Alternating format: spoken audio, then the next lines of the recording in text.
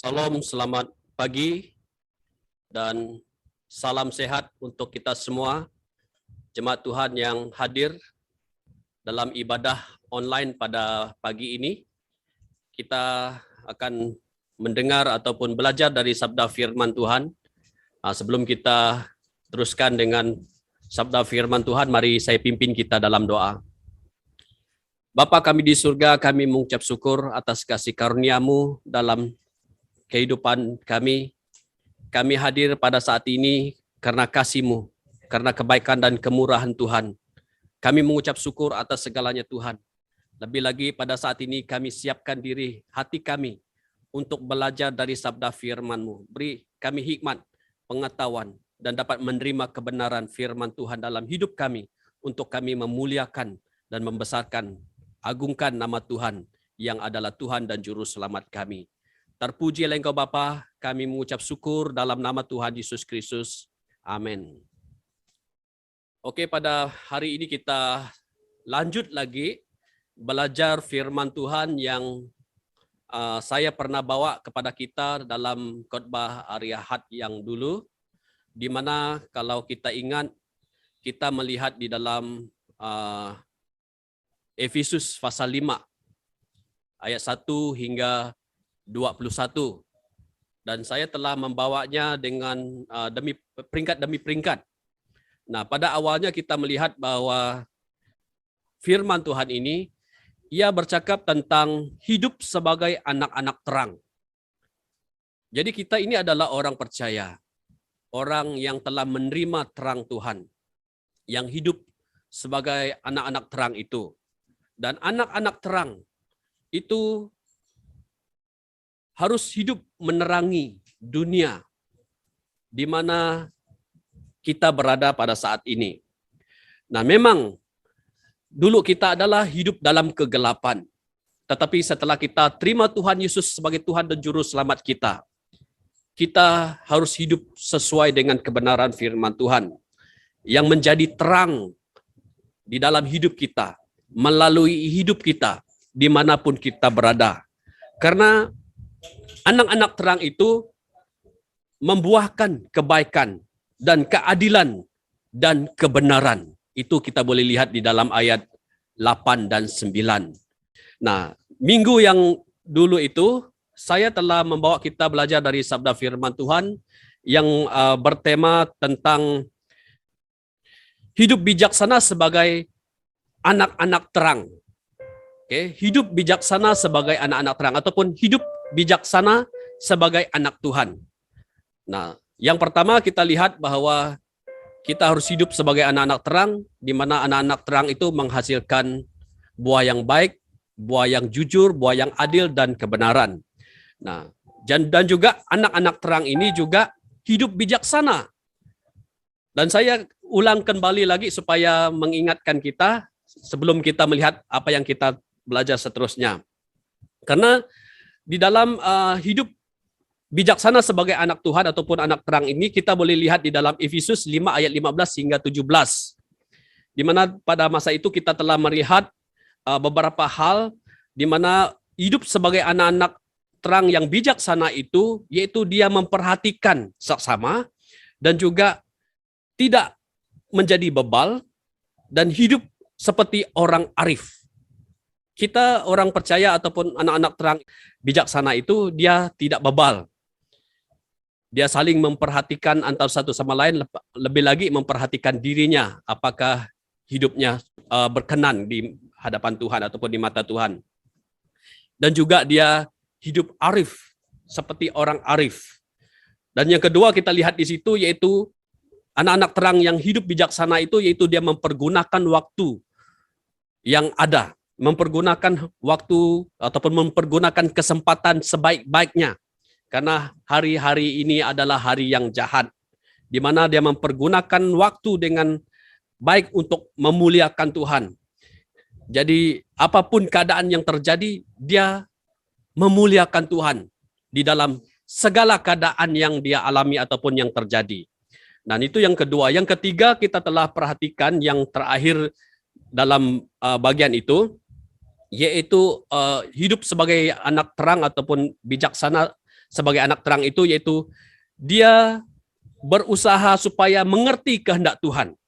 Dia tidak bodoh, tetapi dia berusaha untuk mengerti kehendak Tuhan. Di mana dia begitu ingin mengerti dan hidup sesuai dengan kehendak Tuhan.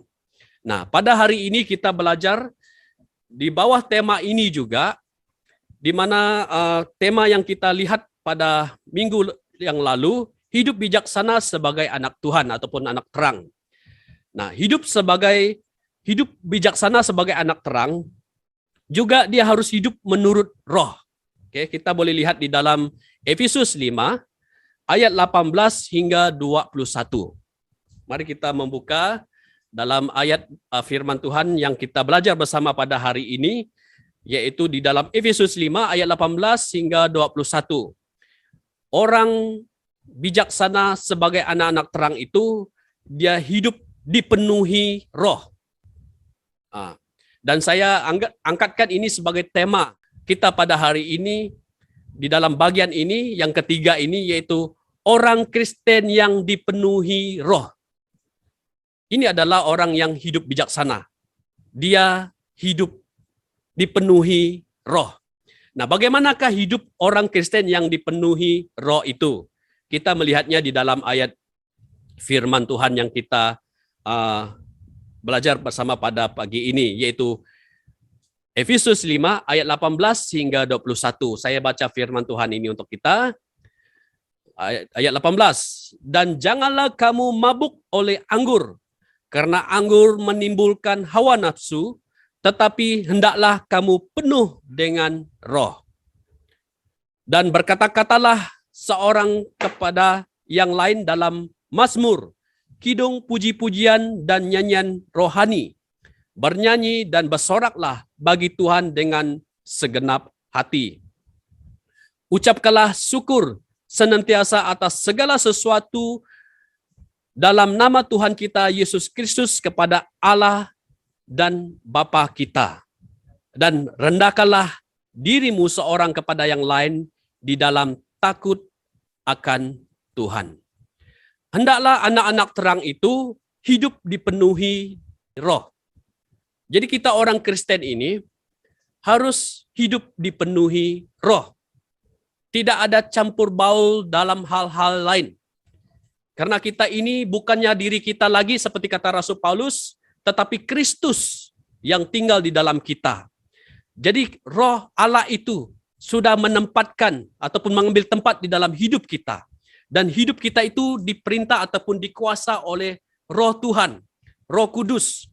Jadi hidup kita itu harus hidup sesuai dengan roh kudus ataupun roh Allah yang sudah tinggal di dalam hidup kita. Seharusnya begitu.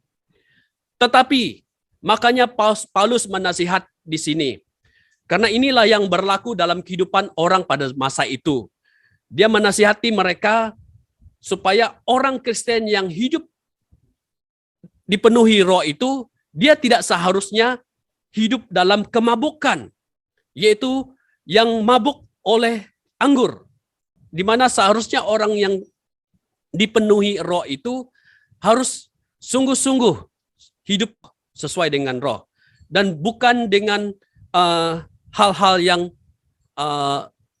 mencampuri hal itu.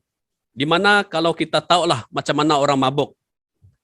Dan karena itu dia nasihatkan, janganlah kamu mabuk oleh anggur, karena anggur menimbulkan hawa nafsu, katanya. Tetapi hendaklah kamu penuh dengan roh.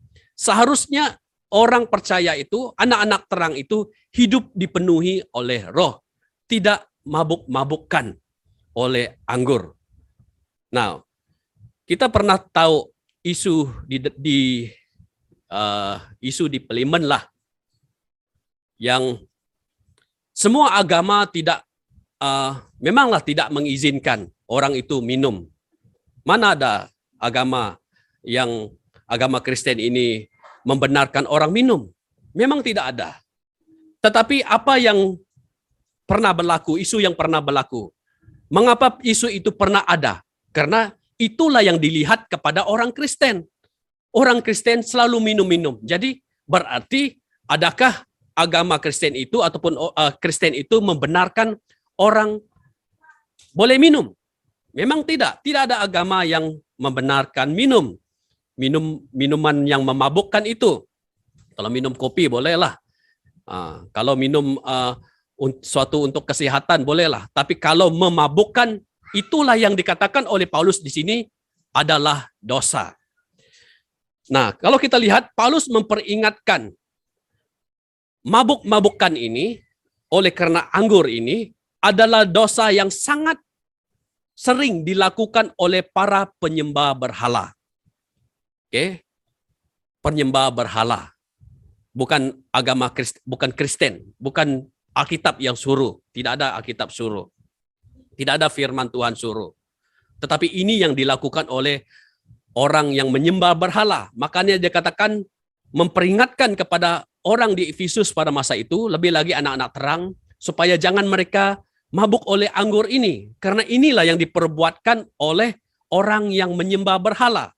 Di mana pada hari raya dewa-dewa mereka, dalam pesta mabuk-mabukan mereka yang sangat riuh rendah pada masa itu, di mana mereka boleh merangsang diri sendiri dengan air anggur. Dan segala jenis hawa nafsu akan bermunculan. Merangsang. Sedar ke tidak sedar kalau orang mabuk tuh. Kadang-kadang dia tidak sedar. Maka ada kata begini, mana saya tahu saya mabuk, bah? Dia buat hal. Dia tidak tahu dia buat hal. Kenapa? Dia mabuk. Jadi ini adalah suatu yang tidak baik. Dan tentu sekali ini adalah dosa. Yang dikatakan Paulus di sini, dia memperingatkan supaya jangan mabuk oleh anggur. Dan ini juga adalah yang dilakukan oleh penyembah berhala. Nah, memanglah orang selalu kata, kalau tidak minum, tidak syok. Kalau tidak minum, tidak ramai. Kata orang. Bukan kata firman Tuhan. Dan juga, ini memang kita punya budaya. Jadi sebenarnya tidak semua budaya itu boleh kita lakukan. Ada yang boleh, ada yang tidak boleh. Jadi yang tidak boleh termasuklah yang mabuk ini. Ini memang asal-usul kami. Kita punya datuk-datuk dulu. Inilah yang mereka lakukan. Jadi seolah-olah ingin membenarkan diri itu, sesuatu mabuk-mabuk itu, minum-minum itu, supaya tidak berdosa. Membenarkan untuk boleh. Sebenarnya tidak boleh. Paulus katakan di sini, ini adalah satu dosa. Makanya dia memperingatkan supaya jangan melakukan ini. Jadi, walaupun ini adalah yang dilakukan oleh orang-orang tua kita dulu. Tetapi bagi orang Kristen, bagi orang yang sudah dipenuhi oleh roh, tidak lagi melakukan ini. Karena ianya suatu hal yang sangat dimurka oleh Tuhan. Di mana dia katakan di sini tadi, yaitu merangsang. Kalau orang katakan, mau saya pergi tombok dia tuh. Tidak apa, saya minum dulu supaya saya berani. Ada orang bila berani, bila mabuk, baru dia berani. Pergilah joget di sana, orang joget-joget ramai-ramai, bah. Tidak mau saya, malu saya, kata dia. Bagi dia minum, nanti bila dia minum nanti hilang sudah kemaluan dia, hilang sudah malu dia. Lalu minumlah dia, tidak sedar sudah, dia yang hebat di sana sudah. Tidak sedar diri sudah. Karena mabuk-mabukan ini merangsang, bukan hanya tidak malu lagi. Mungkin dia melakukan sesuatu. Karena dia katakan di sini akan muncul segala sesuatu yang segala jenis hawa nafsu. Maka terjadilah kejahatan-kejahatan yang lainnya. Dari awalnya hanya dengan minum-minuman yang memabukkan. Tidak sedar dirilah, tidak terkontrol, tidak terkawal, huyung hayang. Apa kata tuh? Dialah punya jalan. Ada minuman yang nama itu kan, King Wei. Dia punya jalan sudah, raja apa? Raja jalan. Apapun dia punya kuasa di jalan itu. Kereta boleh stop karena ada dia berjalan di situ dan macam-macam jenis. Jadi adakah itu suatu yang baik? Karena hal-hal seperti ini boleh memunculkan hawa nafsu ataupun sesuatu yang tidak benar. Dan kemabukan ini merupakan dosa yang sangat jarang berjalan sendiri, katanya di situ. Sangat jarang berjalan sendiri. Dia akan melibatkan orang lain. Dia akan melibatkan kes-kes yang lain, melibatkan masalah-masalah yang lain. Karena bermunculan oleh karena mabuk-mabuk itu. Sebelum Christmas ataupun sebelum melakukan perayaan, sebelum kita masuk ke dalam perayaan Christmas ini, kata orang-orang tua kita di kampung sana, mari berkumpul, kita mau bagi nasihat bagaimana seharusnya kita merayakan Christmas. Nah, salah satunya mereka akan nasihat, jangan minum mabuk, kata mereka. Karena mabuk ini dari pengalaman yang dulu-dulu itu selalu menimbulkan masalah antara kita. Minumlah oren, kolaka yang bagus-bagus. Jangan saja ambil yang bermabuk-mabuk itu. Kemudian Christmas pun dimulakan. Tidak lama, yang orang-orang itu pula yang mabuk sudah. Terhuyung hayang sudah. Mereka pula yang bergaduh sudah. Mau bergaduh-gaduh. Orang yang muda yang mereka nasihat itu pula yang larang mereka. Apa tuh yang tahan mereka. Jangan gaduh, jangan gaduh. Itu pernah berlaku. Memang saya pernah melihat pengalaman itu. Mereka yang bagi nasihat awal-awal, mereka juga yang melakukannya.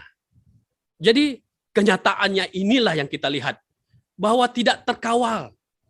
Makanya orang percaya ataupun orang yang kenal Tuhan itu, yang hidup sebagai anak terang itu, harus hidup menurut roh katanya. Hendaklah penuh dengan roh. Orang Kristen, orang percaya, anak-anak terang itu harus dipenuhi dengan roh. Bukan dipenuhi dengan kemabuk-mabukan yang merusakkan hidup kita sendiri, masyarakat kita, baik pun bangsa dan negara. Bukan hanya dada saja musuh negara. Mabuk-mabukkan juga boleh jadi musuh negara yang tidak terkawal sehingga pada sekarang ini. Jadi itu yang kita tidak mau. Tetapi haruslah hendak penuh dengan roh. Makanya jika orang Kristen itu sungguh-sungguh hidup penuh dengan roh, tidak ada orang melihat, tidak ada orang kata, agama mereka boleh membenarkan minum, bah. Sebab itu yang kita selalu lihat dengan mereka. Tidak ada pemikiran yang begitu. Tidak ada kata-kata yang begitu jika sekiranya orang Kristen itu sungguh-sungguh hidup penuh dengan roh. Tetapi karena kebanyakan orang yang Kristen itu, yang dikata Kristen itu, selalu kita lihat mabuk-mabuk di luar sana. Siapa yang mabuk itu? Oh, pasti orang Kristen kan? Pasti orang Kristen kan? Mengapa? Seolah-olah agama Kristen itu ataupun Alkitab itu membenarkan orang mabuk. Tidak sebenarnya. Nah, seandainya kalau memang orang anak-anak terang itu, orang percaya itu hidup penuh dengan roh, tidak ada kata-kata yang begitu sebenarnya. Paulus menasihati supaya orang percaya hidup penuh dengan roh, dipenuhi dengan kasih karunia roh. Kita ini sudah menerima Tuhan Yesus. Kita ini sudah hidup sebagai orang yang percaya. Hiduplah dengan terus bertumbuh di dalam Tuhan, dalam iman kita, dalam kasih kita kepada Tuhan dan kepada sesama.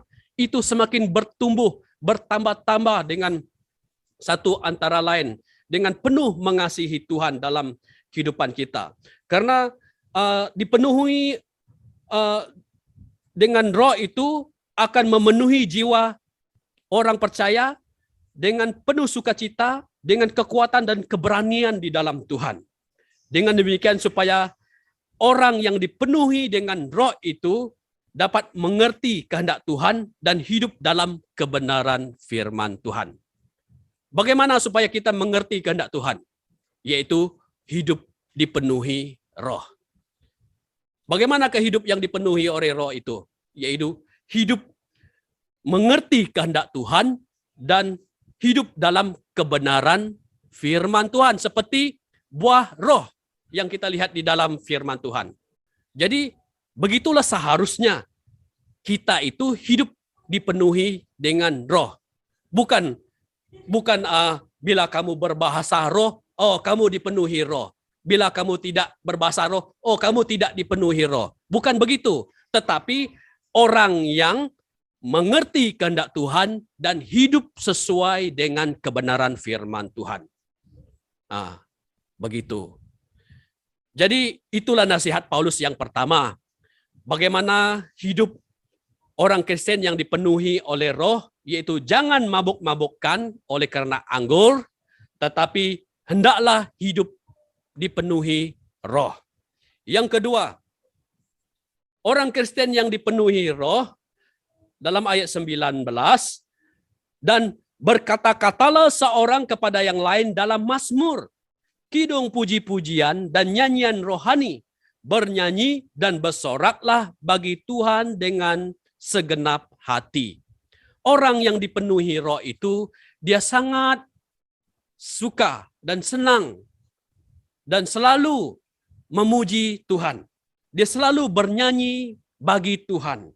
Ya, dia bersorak-sorai bagi Tuhan. Makanya Paulus menasihati orang percaya pada masa itu supaya mereka dipenuhi roh dengan bernyanyi bagi Tuhan. Dipenuhi roh dengan bernyanyi bagi Tuhan. Melalui puji-pujian ini mereka berkata-kata kepada seorang kepada yang lain, yaitu perkumpulan-kumpulan jemaat dan pertemuan-pertemuan mereka untuk saling membangun, seperti kita bersama-sama bernyanyi, memberi semangat, memberi sukacita, memberi berkat, karena dengan kita bersama-sama memuji Tuhan. Tidak seperti orang mabuk biasanya pada zaman itu berpesta pora dan bernyanyi lagu-lagu yang bersifat cabul dan tidak senonoh. Ada lagu-lagu yang cabul dan tidak senonoh. Nah, karena pada masa itu orang-orang yang berpesta pora dengan mabuk-mabukkan ini, dia menyanyi bagi dewa mabukkan itu, bagi dewa mabuk itu. Jadi itulah yang bersifat cabul, bersifat tidak senonoh. Apatah lagi yang antikristus itu, menyanyi hal-hal yang menghujat Tuhan itu. Jadi orang Kristen, dia bernyanyi, memberi semangat, dan saling membangun antara satu sama lain, bernyanyi bersama-sama, dan bernyanyi memuji Tuhan, dan bagi Tuhan. Nah, orang yang dipenuhi Tuhan itu, yang dipenuhi roh Allah itu, dia seharusnya bernyanyi, dan selalu bernyanyilah bagi Tuhan. Bernyanyi dengan segenap hati. Bagaimana dengan orang yang tidak pandai nyanyi? Bagaimana dengan orang yang bisu tak pandai tidak bernyanyi? Jadi dia ada hati. Dia boleh bernyanyi dengan segenap hatinya. Saya pernah kawan dengan ada satu kawan saya. Dia punya suara tuh kalau nyanyi itu selalu sumbang. Sumbang mambang. Kalau dia menyanyi itu tidak tahu suara apa tuh. Saya tahu suara 1. Saya tahu suara 2, 3, 4. Tetapi dia punya suara tuh suara apa tidak tahu. Tapi itulah suara sumbang mambang kata dia. Suara mambang. Kalau kami dua pergi ke baktian itu pada masa itu bernyanyi. Dia bernyanyi juga. Tapi karena dia sebelah saya, sumbang bunyi dia. Tidak pandai sudah saya nyanyi. Saya pandai nyanyi. Tetapi bila ada yang sumbang di tepi saya, berarti saya pun ikut sumbang juga. Ikut jadi mambang macam dia. Saya kata dengan dia, janganlah kamu besar betul bunyi nyanyian kamu tuh. Sebab saya ikut sumbang, bah, kata saya. Yang penting hati, bah, kata dia. Ya, memang saya nyanyi ikut hati juga. Tetapi dia punya kedengaran sumbang, kata saya. Ya, memang kita harus bernyanyi dengan hati kita. Dengan segenap hati kita. Jadi, seharusnya selalu bernyanyi. Bernyanyi dengan segenap hati. Dan bernyanyi untuk menyenangkan Tuhan dan membesarkan kemuliaan Tuhan supaya nyanyian itu berkenan kepada Tuhan. Kita menyanyikan sesuatu nyanyian-nyanyian yang berkenan kepada Tuhan. orang yang dipenuhi oleh roh atau anak-anak Tuhan ataupun anak-anak terang itu bila dia bernyanyi ataupun berkata-kata pun dia tentunya untuk menyenangkan Tuhan. Apatah lagi melakukan sesuatu itu tentunya untuk menyenangkan Tuhan. Berarti anak Tuhan yang dipenuhi oleh roh itu dia hidup untuk kemuliaan Tuhan. Begitu. Dan juga seterusnya kita lihat di mana melalui nyanyi-nyanyi ini juga boleh menjadi berkat kepada orang lain, memberkati orang lain. Mana tahu orang susah, kita nyanyi, hiburkan. Dan mana tahu orang dalam pergumulan ataupun dalam dilema, ada nyanyian-nyanyian yang boleh menyadarkan. Saya ini terima Tuhan pun karena dengar nyanyian. Karena dalam proses penyesalan, ada dalam proses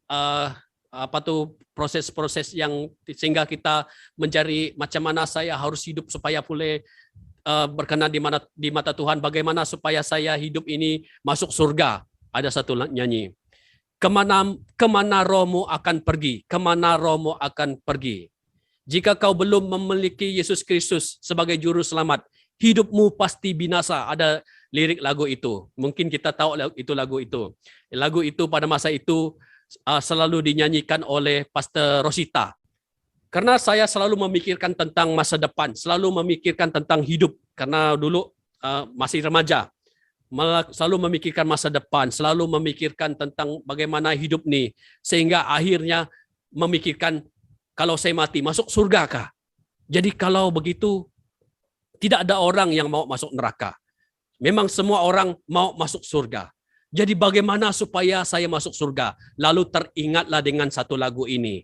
Kemana rohmu akan pergi, kemana rohmu akan pergi. Jika kau belum memiliki Yesus Kristus sebagai Tuhan dan Juru Selamat hidupmu, hidupmu pasti binasa. Jadi kalau saya belum memiliki Yesus, saya akan pergi neraka. Itu dalam pengertian saya waktu itu. Jadi kalau saya mau masuk surga, saya harus terima Tuhan di dalam hidup saya. Jadi lagu-lagu ini juga menghiburkan. Lagu-lagu ini juga memberkati. Makanya lagu-lagu rohani juga boleh menghiburkan hati kita. Mungkin kita dalam sedih. Jadi ada lagu-lagu rohani. Bila kita masuk rumah orang,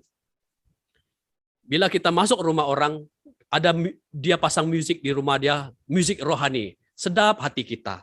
Karena bila kita masuk di rumah orang, kita tidak tahu apa yang pernah berlaku di rumah itu. Mungkin 5 menit sebelumnya mereka gaduh-gaduh di rumah itu.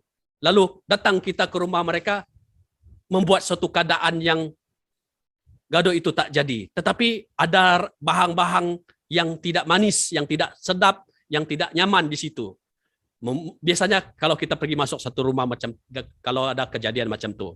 Tetapi bila kita masuk saja rumah itu, ada lagu rohani. Ataupun masuk saja dalam satu kereta, ada lagu rohani. Wah, nyaman rasa kita. Karena ini orang sama seperti saya. Kadang-kadang kita yang rohani inilah, kita harus rohani. Kita yang rohani ini, bila kita berjumpa dengan orang yang rohani, wah, tenang kita. Walaupun dia orang lain, walaupun orang itu baru kita jumpa. Tetapi kalau asalkan saja kita tahu bahwa, oh dia ini juga orang Kristen, orang rohani, yang betul-betul dalam Tuhan. Jadi kita akan rasa nyaman. Kenapa? Kita tahu dia sama seperti kita. Kadang-kadang itu yang kita rasakan. Makanya orang Kristen itu juga harus bernyanyi. Orang yang dipenuhi roh itu dipenuhi dengan puji-pujian bagi Tuhan. Makanya Paulus menasihati mereka supaya mereka juga bernyanyi bagi Tuhan. Yang ke-20, 20 pula. Ayat 20 ya. Ayat 20. Orang Kristen yang dipenuhi roh itu yaitu orang Kristen yang mengucap syukur. Katanya di situ, ucaplah syukur senantiasa atas segala sesuatu dalam nama Tuhan kita Yesus Kristus kepada Allah dan Bapa kita. Paulus menasihati mereka supaya sentiasa mengucap syukur. Orang Kristen yang dipenuhi oleh roh itu selalu mengucap syukur. Seperti kata firman Tuhan ini, senantiasa mengucap syukur. Mengucap syukurlah senantiasa, itu adalah perintah Tuhan.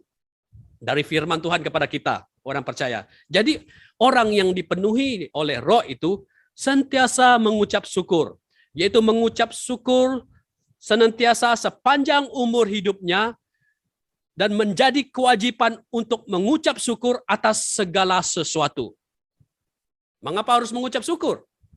Karena Roma 8 ayat 28 mengatakan, kita tahu sekarang bahwa Allah turut bekerja dalam segala sesuatu untuk mendatangkan kebaikan bagi mereka yang mengasihi Dia, yaitu bagi mereka yang terpanggil sesuai dengan rencana Allah. Kita yang mengasihi Tuhan ini, kita yang percaya kepada Tuhan ini, harus selalu mengucap syukur. Karena dalam segala sesuatu apapun yang terjadi, kita bukan hanya mengucap syukur atas berkat-berkat yang kita terima, yang sudah ada di tangan kita, yang kita harapkan sudah terima, ataupun yang kita harapkan suatu yang sementara kayak itu.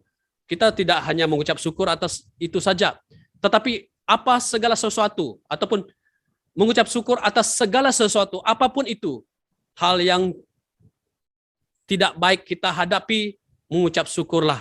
Karena dalam segala sesuatu itu, Allah mendatangkan kebaikan, dikatanya di situ. Maksudnya, bagaimana caranya kita menghadapi, bagaimana cara kita melihat, bagaimana cara kita mengalami, meresponi sesuatu yang terjadi itu yang diperhatikan di sini, yaitu adakah kita menghadapinya dengan cara Tuhan, mengalaminya dengan cara Tuhan, melihatnya dengan cara positif. Jadi segala sesuatu bagi orang percaya yang dipenuhi Roh, dia akan melihatnya sesuai dengan cara Tuhan. Karena dia hidup sesuai dengan firman Tuhan, yaitu hidup menurut Roh. Baik itu jahat, baik itu baik, semuanya mendatangkan kebaik. Di sebalik masalah yang kita berlaku, pasti ada kebaikannya. Selalu kita belajar dari hal-hal seperti itu. Jadi karena itulah kita harus mengucap syukur juga. Jangan hanya tahu bersungut-sungut saja. Jangan hanya bersungut dan ada lagi membantah-bantahan dan sebagainya. Tetapi orang yang dipenuhi oleh Roh itu, yaitu orang percaya itu, harus sentiasa mengucap syukur. Baik pun itu dalam nyaman, tidak nyaman, tetapi yang penting respon kita menghadapinya dengan cara Tuhan, karena dalam segala sesuatu itu Allah mendatangkan kebaikan. Jadi karena itulah mengapa kita harus mengucap syukur atas segala sesuatu. Anak-anak Tuhan yang dipenuhi Roh selalu mengucap syukur. Dia menasihati mereka untuk begitu. Dan kita juga sebagai orang Kristen selalu mengucap syukur. Jangan hanya komplain-komplain ataupun bersungut-sungut dan sebagainya. Tetapi harus mengucap syukur. Macam satu cerita kawan saya dari Semenanjung. Ada 2 orang mereka ini, dia cerita begini. Pernah mereka 2 itu pergi curi tin sardin di kedai. Mereka 2 curi 1 tin sardin di kedai, lalu mereka 2 bawa pulang. Mereka 2 ini orang Kristen, tetapi pencuri tin sardin. Selepas itu mereka 2 bawa balik, dan bila mau makan, sebelum makan berdoa dulu. Berdoa. Adakah patut mengucap syukur atas dosa-dosa yang dilakukan? Tidak. Karena dosa itu harus ditobatkan, harus bertobat. Bila kita sudah bertobat, kita mengucap syukur karena dari hal ini saya sudah bertobat, begitu. Jadi bukan melakukan yang jahat pun mau mengucap syukur. Sebelum tombok orang, dalam nama Tuhan Yesus, tombok. Tidak, bukan begitu. Pernah ada juga orang melakukan begitu. Dia adalah laskar Kristus yang melawan juga. Dalam nama Tuhan Yesus, Ada lagi, macam tidak dapat pula saya sebut dia. Tidak perlu sebutlah, kamu paham itu. Buat jahat pun sebut nama Tuhan. Tidak. Tidak seharusnya begitu. Bukan begitu caranya. Begitu. Mengucap syukur bukan untuk melakukan kejahatan. Mengucap syukur karena ada kebaikan Tuhan. Mendatangkan kebaikan Tuhan dalam kehidupan kita di dalam Tuhan. Yang terakhir, orang Kristen yang dipenuhi oleh Roh itu adalah dalam ayat 21 adalah orang Kristen yang rendahkan dirimu seorang kepada yang lain dalam takut akan Kristus. Orang Kristen ataupun orang percaya yang dipenuhi Roh itu, dia tidak sombong. Dia rendah hati. Dia merendahkan dirinya kepada seorang yang lain dalam maksudnya yaitu saling melayani.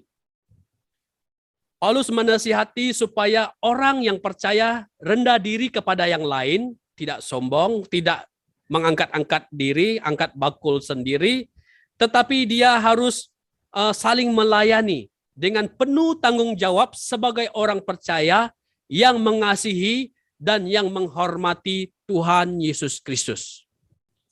Jadi orang yang mengasihi Tuhan juga harus mengasihi orang lain juga.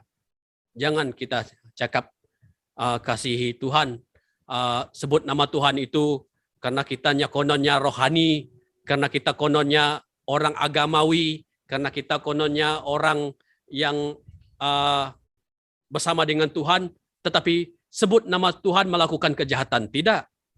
Tetapi kita saling menghormati, saling mengasihi, melayani antara satu sama lain. Karena Tuhan sendiri juga telah melakukan hal ini untuk kita. Dia datang, turun ke dunia ini, menjadi manusia yang paling hina di dunia ini, demi untuk menyelamatkan kita. Dan sebagai orang percaya, anak-anak Tuhan yang hidup dipenuhi Roh juga harus meneladani Kristus itu dalam kehidupannya.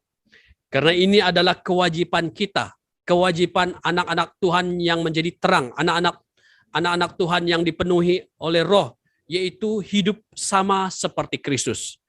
Sekali lagi saya katakan, kewajiban orang percaya itu adalah hidup sama seperti Kristus. Maknanya kita harus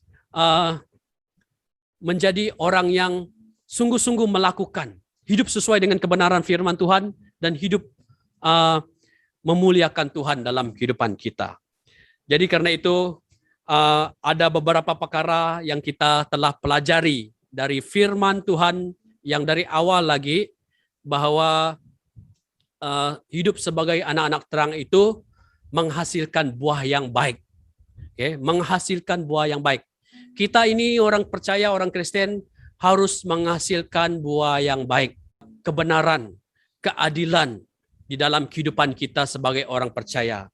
Dan orang-orang Kristen ataupun anak-anak terang ini adalah anak-anak Tuhan yang hidup bijaksana, yang saling memperhatikan satu sama lain, dan yang juga saling memberkati antar satu sama lain, yang hidup arif, dan juga yang menggunakan kesempatan, menggunakan hidup ini sebaik-baiknya untuk kemuliaan Tuhan.